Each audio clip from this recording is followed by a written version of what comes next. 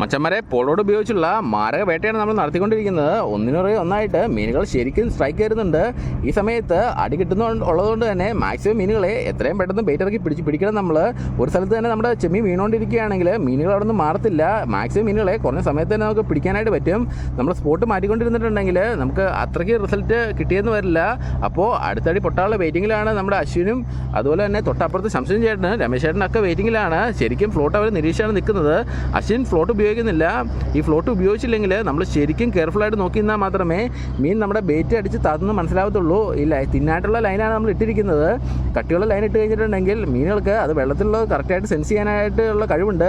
വലിയ ലൈനെ കണ്ടു കഴിഞ്ഞിട്ടുണ്ടെങ്കിൽ മീനുകൾ പെട്ടെന്നൊന്നും നമ്മുടെ ബെയിനെ അപ്രോച്ച് ചെയ്തെന്ന് വരില്ല. അതുകൊണ്ട് തന്നെ തിന്നായിട്ടുള്ള ലൈൻ ഇട്ട് നമ്മൾ പിടിച്ചുകൊണ്ടിരിക്കുകയാണ്.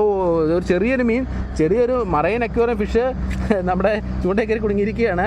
കഴിക്കാൻ പറ്റുന്ന മീനുകളുള്ളതുപോലെ തന്നെ മറൈൻ അക്വേറിയം ഫിഷുകളും ഇവിടെ ധാരാളം ഉണ്ട്. നമ്മളിവനെ എടുക്കുന്നില്ല, തിരിച്ച് റിലീസ് ചെയ്യുകയാണ്. അല്പം വലിയ മീനൊക്കെ ആണെങ്കിൽ നമ്മൾ ഇവനെ കൊണ്ട് ചില സമയങ്ങളിൽ അക്വേറിയത്തിൽ ഇടാറുണ്ട്. അപ്പോൾ അടുത്ത മീൻ്റെ അടി ഏത് നിമിഷം വേണമെങ്കിലും നമ്മുടെ ചൂണ്ടക്കാരുടെ ചൂണ്ടകൾ ഇവിടെ നിന്ന് പൊട്ടാം. മച്ചന്മാരെ, അങ്ങനെ നമുക്ക് ഒരു പൊളി നച്ചറ അടിച്ച് കയറിയിരിക്കുകയാണ്. തൊട്ടടുത്തുനിന്നാണ് ഇവൻ വന്ന് ബെയ്റ്റ് എടുത്തത്. ചെമ്മീൻ അടിക്കുകയാണെങ്കിൽ നമുക്ക് ചറവറായി നച്ചറുകൾ ഇവിടെ നിന്ന് അടിച്ച് കയറ്റാനായിട്ട് പറ്റും. ശരിക്കും നച്ചറുകൾ ഇപ്പോൾ ഇവിടെ കിടന്ന് കളിക്കുന്നുണ്ട്. മച്ചന്മാരെ, നമ്മൾ ചൂണ്ടിട്ടുകൊണ്ടിരിക്കുന്നതിന് മുന്നിലായിട്ട് കലക്കം കാഴ്ചയാണ് ഈ കാണുന്നത്. ഈ ബോട്ടുകളെല്ലാം കൂട്ടമായിട്ട് കടലിലേക്ക് പൊയ്ക്കൊണ്ടിരിക്കുകയാണ്. ശരിക്കും അയില, ചാള പോലുള്ള മീനുകളെയാണ് ഈ ബോട്ടുകളെല്ലാം പോയി ടാർഗറ്റ് ചെയ്യുന്നത്. ആഴക്കടൽ വരെ ഇവർ അവരെ പിടിക്കാനായിട്ട് പോവും. നമ്മളിപ്പോൾ ടാർഗറ്റ് ചെയ്യുന്നത് ഇവിടെ കല്ലുകളുടെ സൈഡിലാണ്. കല്ലുകളുടെ സൈഡിൽ നിന്നും ഇഷ്ടംപോലെ മീനുകളെ കഴിച്ചുകൊണ്ടേ കിട്ടുന്ന ഒരു സ്പോട്ടാണിത്. മച്ചന്മാരെ, പോളോട് ഉപയോഗിച്ച് മാരക വേട്ടയാണ് നമ്മുടെ ചൂണ്ടക്കാരിപ്പോൾ നടത്തിക്കൊണ്ടിരിക്കുന്നത്. ശരിക്കും മീനുകൾ നമ്മുടെ ബെയിറ്റിനെ അപ്രോച്ച് ചെയ്തുകൊണ്ടിരിക്കുന്ന ഒരു സമയമാണിത്.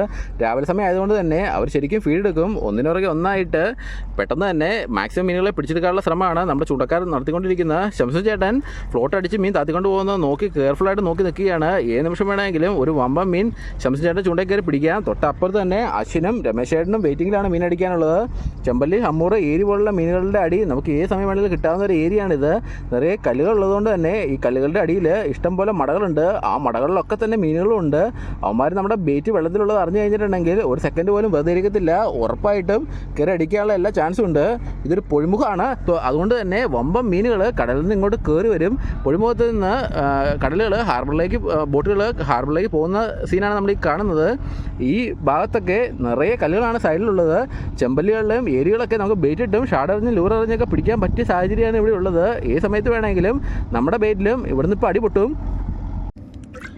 മച്ചന്മാരെ, അങ്ങനെ നമുക്ക് ഒരു വെറൈറ്റി മീൻ അടിച്ച് കിട്ടിയിരിക്കുകയാണ്. ഇത് മോത, കല്ലൂമൻ, കല്ലേട്ട എന്നൊക്കെ വിളിക്കുന്ന ഒരു മീനാണ്. ഒറ്റ നോട്ടത്തിൽ ഒരു ഹമൂറാണെന്ന് തോന്നും, പക്ഷേ ഇത് ഹമൂറല്ല. കടലിലും കായലിലൊക്കെ അടുത്തടുത്തോട് ചേർന്നാണ് ഇത്തരം മീനുകൾ ഉണ്ടാവുക. ചെമ്മീനിലും ചാളയിലൊക്കെ ഇവന്മാർ കയറി പിടിക്കാറുണ്ട്. മെഡിസിനൽ വാല്യൂസൊക്കെ ഉള്ള മീനാണെന്നാണ് പറയപ്പെടാറ്. ചിലർ ഇവർ തപ്പി നടക്കുന്നത് കാണാം.